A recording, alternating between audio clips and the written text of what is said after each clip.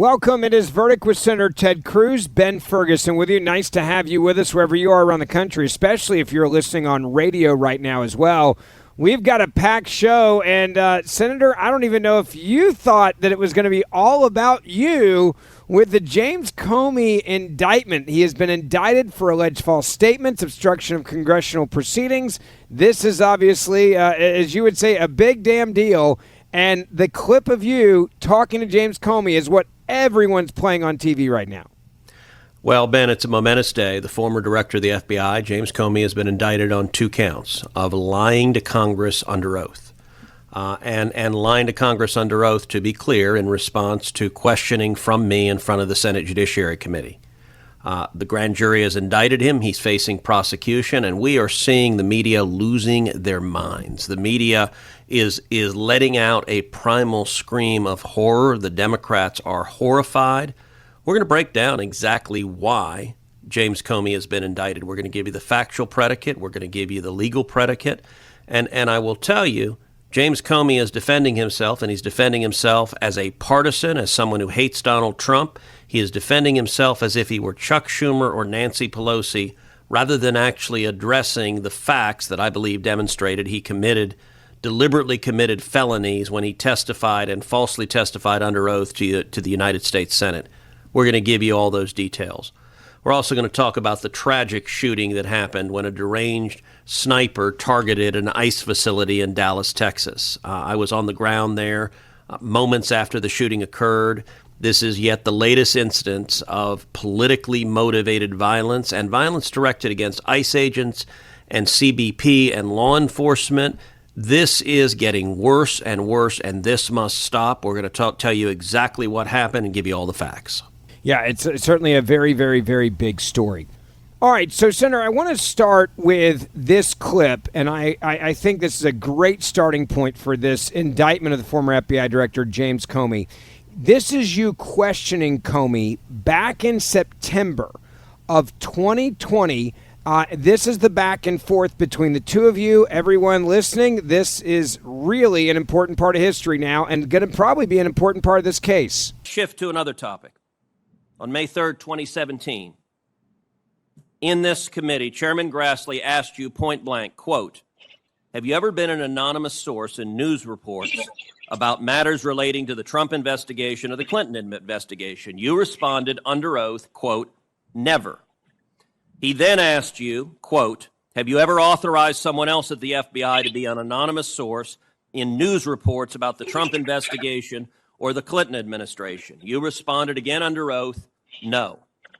Now, as you know, Mr. McCabe, who works for you, has publicly and repeatedly stated that he leaked information to the Wall Street Journal and that you were directly aware of it and that you directly authorized it. Now, what Mr. McCabe is saying and what you testified to this committee cannot both be true. One or the other is false. Who's telling the truth? I can only speak to my testimony. I stand by what the testimony you summarized that I gave in May of 2017. So your testimony is you've never authorized anyone to leak. And Mr. McCabe, if he says contrary, is not telling the truth. Is that correct? Again, I'm not going to characterize Andy's testimony, but mine is the same today. All right, I'm going to make a final point because my time has expired. This investigation of the president was corrupt. The FBI and the Department of Justice were politicized and weaponized. And in my opinion, there are only 2 possibilities: that you were deliberately corrupt or woefully incompetent.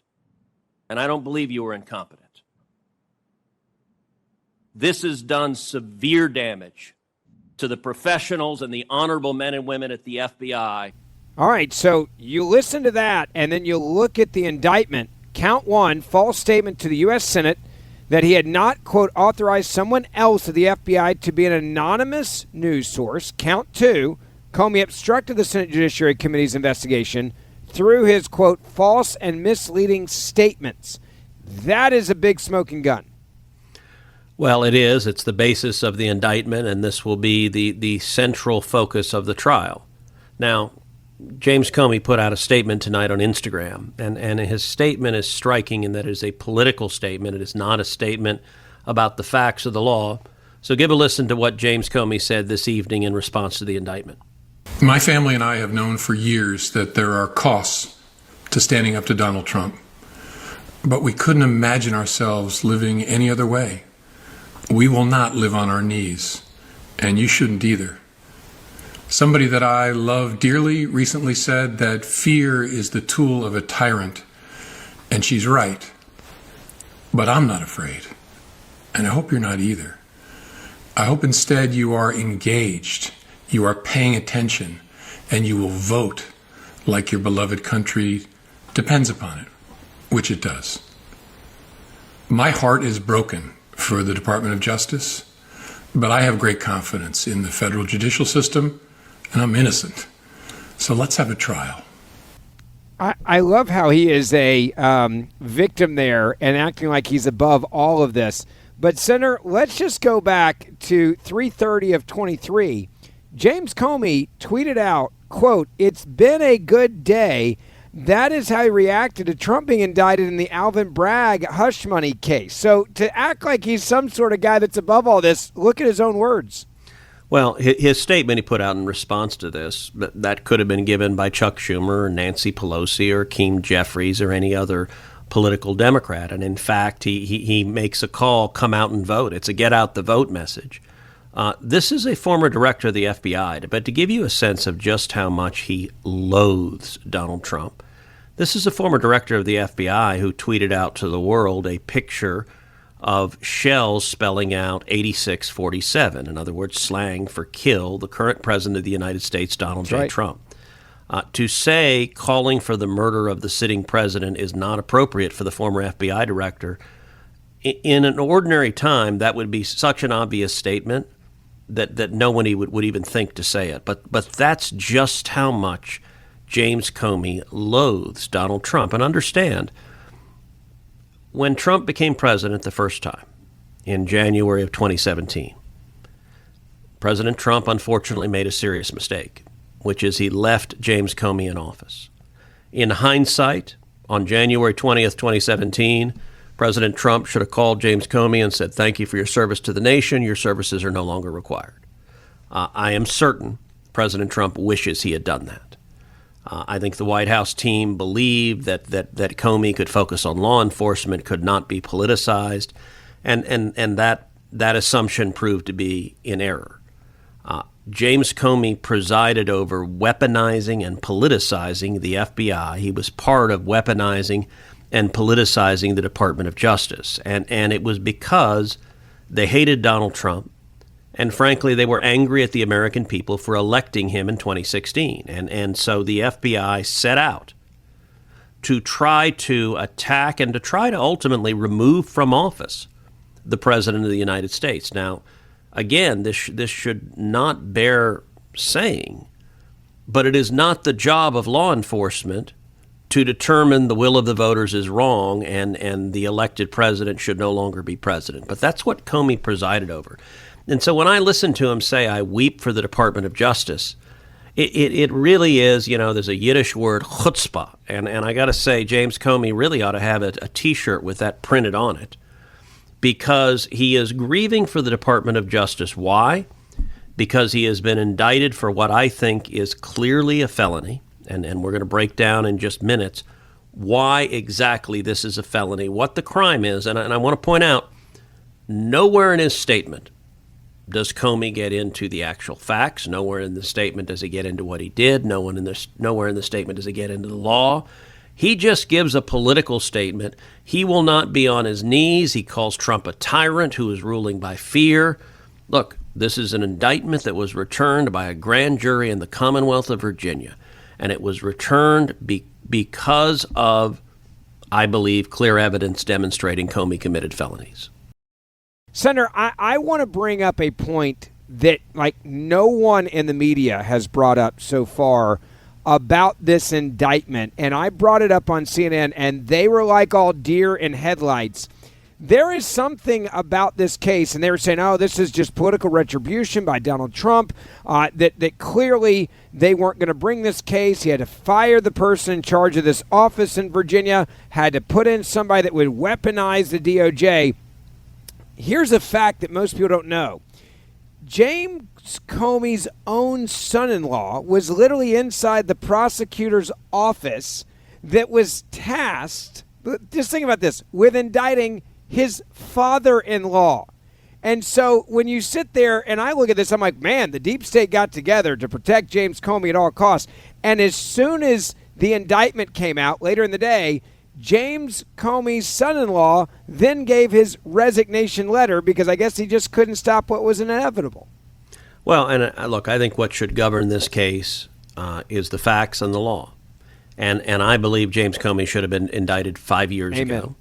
And indeed, I called upon him to be indicted 5 years ago. So let me lay out the facts. And in December of 2020, so the questioning that we played in the first segment was from September 30th of 2020. And by the way, the reason the indictment was brought right now is the statute of limitations was going to run next week. And so they had to bring it before the end of the statute of limitations or they would not be able to charge him. But on December 10th of 2020, here's the letter that I sent to Bill Barr, then the Attorney General of the United States, and Christopher Wray, who was then the director of the FBI. Days before the presidential election in 2016, a Wall Street Journal article quoted an anonymous source confirming the existence of a probe into Hillary Clinton's use of a private email server while serving as Secretary of State, an investigation that, up to that point, Mr. Comey and the FBI declined to confirm. We now know that this leak was authorized by then Deputy Director of the FBI, Andrew McCabe. Mr. McCabe initially told FBI agents under oath that he did not authorize the leak and he did not know who did. But when confronted later with contrary evidence, he confessed both to knowing about and authorizing the leak. We do not know, however, whether and to what extent then FBI Director Comey was aware of and authorized this leak after the fact. Mr. McCabe has repeatedly stated that Mr. Comey knew of and effectively authorized the leak by approving it. He told the Office of Inspector General that, quote, he and Comey discussed the October 30th Wall Street Journal article in person on October 31st, 2016, and that at that meeting, quote, he told Comey that he had authorized AD/OPA and special counsel to disclose the account of the August 12th call and did not say anything in any way to suggest that it was unauthorized. According to Mr. McCabe, Mr. Comey, quote, did not react negatively, just kind of accepted it, and, quote, thought it was a good idea that they presented this information to the media. He again reiterated Mr. Comey's involvement at a hearing last month at the Senate Judiciary Committee. I asked Mr. McCabe, according to the Washington Times, April 18, 2018, Mr. McCabe insisted that he told his boss that he had authorized disclosure about the Clinton investigation. But Mr. Comey has denied this claim. And Mr. McCabe told investigators that Mr. Comey knew he had authorized disclosure and agreed it was a good idea. Is that accurate? Is that your testimony to this committee? Mr. McCabe replied, that is my recollection. Mr. Comey, however, has sworn under oath that he has neither authorized the leak nor knew of Mr. McCabe's involvement. At a May 2017 hearing before the Senate Judiciary Committee, Senator Grassley asked Mr. Comey, have you ever been an anonymous source in news reports about matters relating to the Trump investigation or the Clinton investigation? Mr. Comey replied, never. Senator Grassley then asked, have you ever authorized someone else at the FBI to be an anonymous source in news reports about the Trump investigation or the Clinton administration? He testified, no. And this October, at a Senate Judiciary Committee hearing, Mr. Comey testified in response to my questioning, quote, I stand by the testimony that you summarized that I gave in May of 2017. Mr. Comey's denial in front of the Senate is consistent with his statement to the OIG. He told the OIG that, quote, he recalled seeing this article, but he did not know how the disclosure about the PAYDAG call in the October 30th article happened. He said that he was, quote, very concerned about that part of the article. Comey told OIG he considered the disclosure about the PAYDAG's call problematic because it related to sensitive FBI information. The OIG report continues, quote, according to Comey, he discussed the issue with McCabe after the article was published, and at the time, McCabe, quote, definitely did not tell me that he authorized the disclosure of the PAYDAG call. Comey said that McCabe gave him the exact opposite impression. Mr. Comey asserted that he took from whatever communication they had that Mr. McCabe wasn't involved in the leak. And here's what's critical. Mr. Comey and Mr. McCabe's statements are irreconcilably contradictory. Mr. McCabe says that he told Mr. Comey of the leak and that Mr. Comey approved, effectively authorizing the leak after the fact.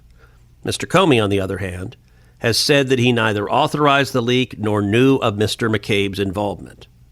One of them is lying under oath, a federal crime, 18 U.S.C. Section 1621. The American people deserve to know who. Those are the facts, and it is a simple binary choice. Either James Comey lied under oath and committed a felony, or Andrew McCabe lied under oath or committed a felony, because what they said is precisely opposite. There is not a world in which neither of them committed a felony, and the only choice is which one broke the law. By bringing this indictment, obviously the Department of Justice has determined it was James Comey who lied under oath and broke the law, and that's what the trial will be all about. All right, Senator, so here's what I've been hearing online from the media. They're like, hey, Donald Trump weighed in on this too much. They're going to get this thing kicked out before it even goes to a judge. This is a waste of the American taxpayers' dollars. And then if that's not enough, they say, well, no one ever gets indicted, and they actually go forward and get a conviction on someone lying to Congress because, well, a lot of people lie to Congress. And even if he did lie, it may have been a mistake. This is going to be very hard to get a conviction. Break down how this could roll out in court, what could happen. Well, at the end of the day, the factual predicate behind this crime is not terribly complicated. As I mentioned, there's a direct contradiction between James Comey's testimony under oath before the Senate and Andrew McCabe's testimony under oath before the Senate. They cannot both be true. One or the other is deliberately lying.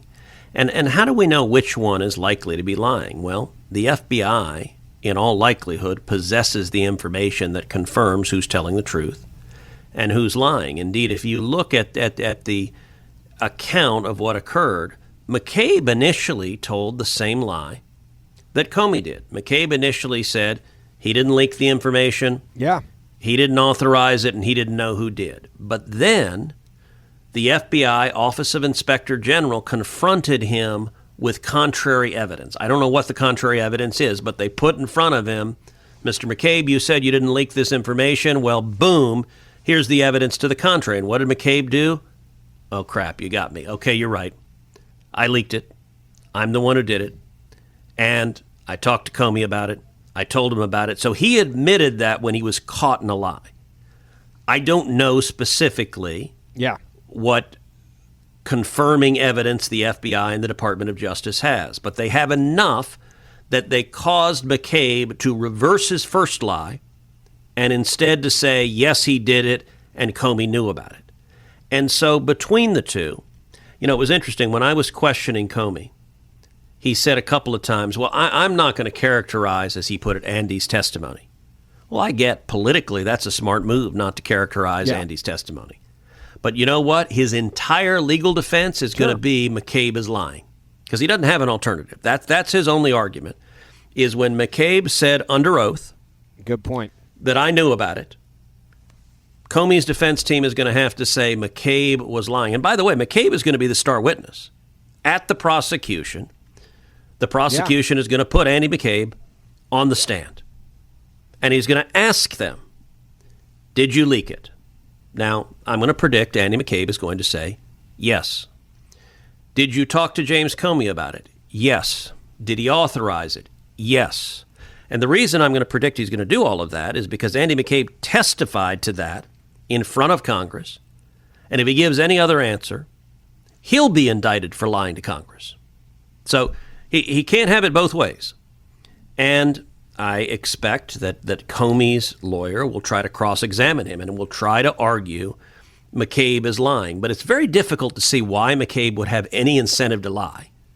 He and Comey were thick as thieves. Yeah. He was only forced to admit the truth when confronted with contrary evidence. Again, we don't know what that evidence is, but presumably the FBI and the Department of Justice do. So I don't know if it is contemporaneous phone calls, perhaps with the reporters. I don't know if it is notes. I don't know if it's emails. I don't know if it's testimony from someone else at the FBI who said, hey, Andrew McCabe told me to do this. But it is something, and it was something that was compelling enough that it caused Andrew McCabe to abandon lie number one. And so at the end of the day, this is not a complicated factual case. This is not some grand tapestry. It's a he said, she said, but you have both testimonies under oath, and it's going to be a question of what additional evidence is there to confirm who's telling the truth and who's not. I also think I will be surprised if James Comey's lawyer puts him on the stand. Now, under our justice system, the prosecution cannot force a defendant to testify. But I'm going to predict James Comey is not going to take the stand because if he takes the stand, he can be cross-examined. And he does not want to be cross-examined because this is someone who presided over weaponizing the Department of Justice with the objective of taking out Donald J. Trump and getting under oath, getting cross-examined by a skilled trial attorney. And again, under oath, by the way, if he lies in his trial testimony, he can be indicted and prosecuted again for lying under oath again. I don't think his lawyer will do that. And so at the end of the day, look, the press is going to go on and say, well, Trump hates James Comey. That is certainly true. But being hated by the president is not enough to exonerate you from criminal conduct. And in this instance, I believe Comey should have been indicted 5 years ago because it was clear he had deliberately lied to Congress. And look, we started by playing my cross-examination. This wasn't an absent-minded lie. This wasn't, I'm not paying attention. This was careful. This was deliberate. This was strategic. This was planned. I believe this was James Comey saying, I face no accountability whatsoever. I can lie under oath, and no one's going to hold me to account. And I think he feels clever, but he also feels vindicated. Listen, James Comey was someone who I think fancied himself as J. Edgar Hoover. He fancied himself as an incredibly powerful director of the FBI, empowered to remove the tyrant. That's what he said in his statement tonight, that he thinks Trump is a tyrant. And I think when the American people elected him in 2016, I think Comey was angry. And he decided he would use the power of the FBI to remove the president elected by the people. And so I think it is quite fitting that he is facing accountability for committing criminal conduct. Let me repeat. This indictment is not for being an opponent of Donald Trump. It is not for being a political figure on the other side of Donald Trump. This indictment is for deliberately and knowingly lying under oath to the United States Senate, which is a clear and unmistakable felony. And I think Comey, I think the odds are good that Comey will be convicted. And I think if he's convicted, I think he's going to serve jail time. How much of, and very quickly, of his past will come back to haunt him? He is a prolific guy when it comes to leaking. He's a pro at it. He's not an amateur. Yes. He knows how to leak.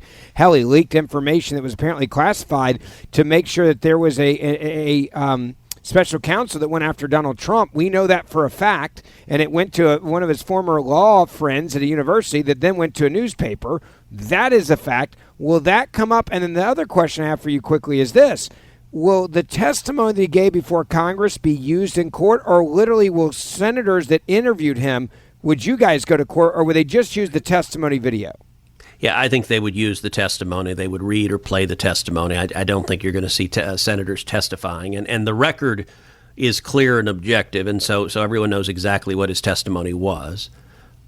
In terms of his past pattern, I think it could certainly come in. The prosecution might try to bring it in to establish a pattern. That would be difficult, but I think if Comey's lawyer argues, well, he couldn't possibly have approved this, he never would have approved a leak, then I think the prosecution would be able to get all of that in as rebuttal to the defendant's argument. So I think it's more likely to come in as rebuttal evidence than directly proving a pattern. But my guess is one way or another that evidence is going to come in. And you're right, there's a clear pattern. Comey has a long pattern of relying on media leaks to advance his own personal agenda.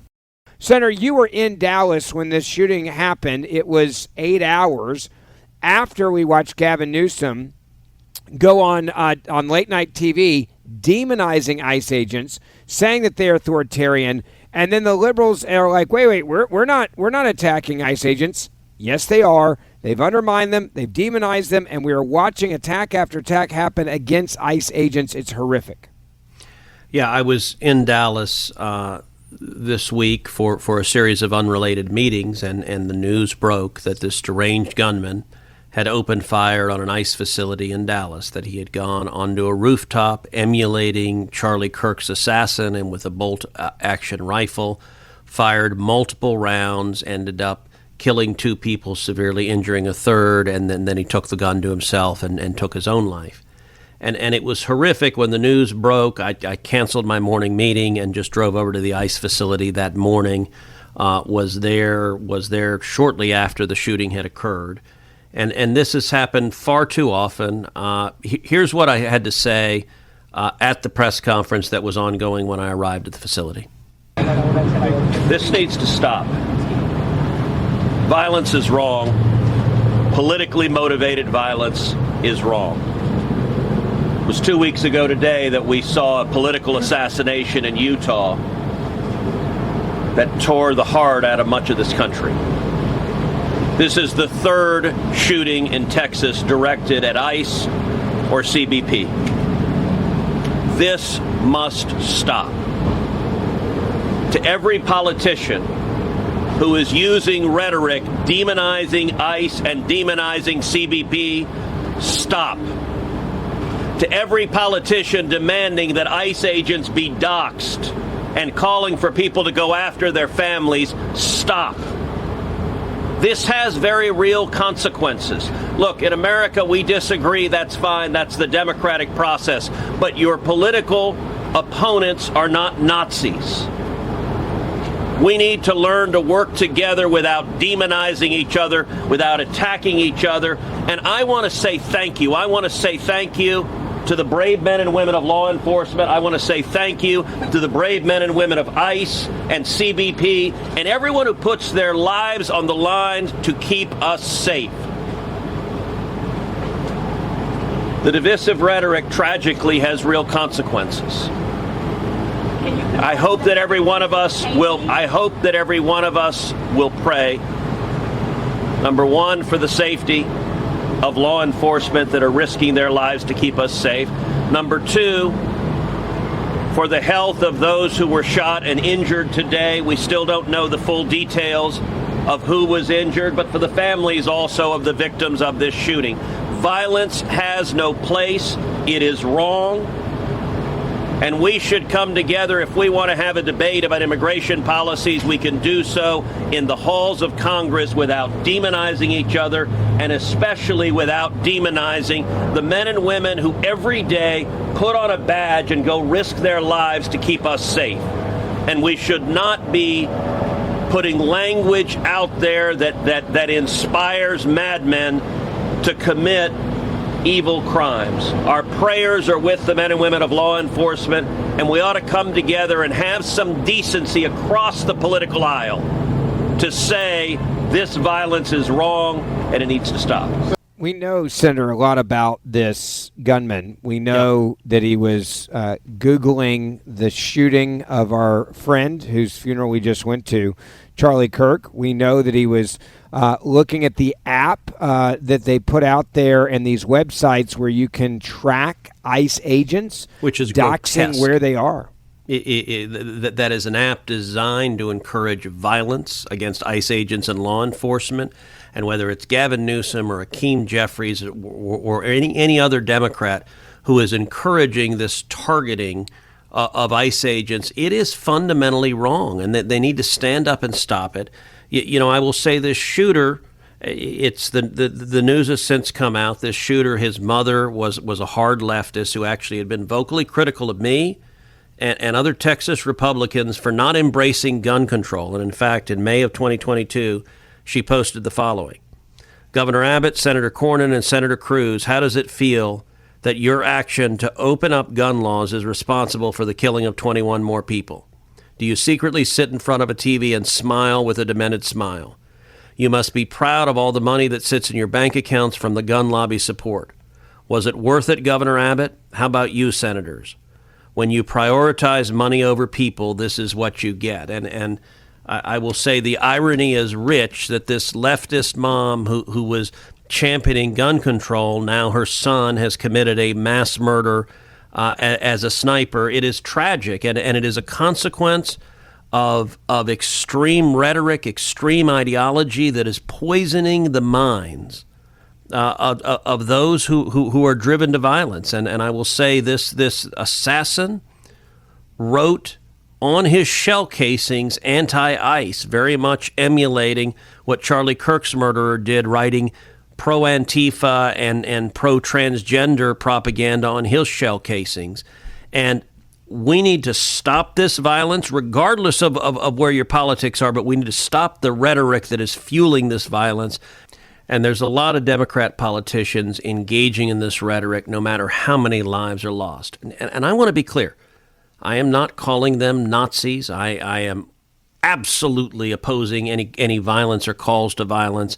I'm calling on them to tone down their rhetoric and stop demonizing their opponent, stop demonizing ICE, stop demonizing law enforcement, because it's dangerous, and tragically, lunatics are acting on the rhetoric they're hearing from these politicians. No doubt about it. Don't forget, we do this show Monday, Wednesday, and Friday, so make sure you hit that subscribe or auto-download button wherever you get your podcasts. We do it, again, Monday, Wednesday, Friday. You can also say to Alexa or Siri, play Verdict with Ted Cruz, and it will do it for you. So download the podcast. We will keep you updated, obviously, on all the breaking news around James Comey. He is, and it's going to be a very, very big case. So we'll have that for you, and we'll see you on the podcast all week long. Be safe, everyone.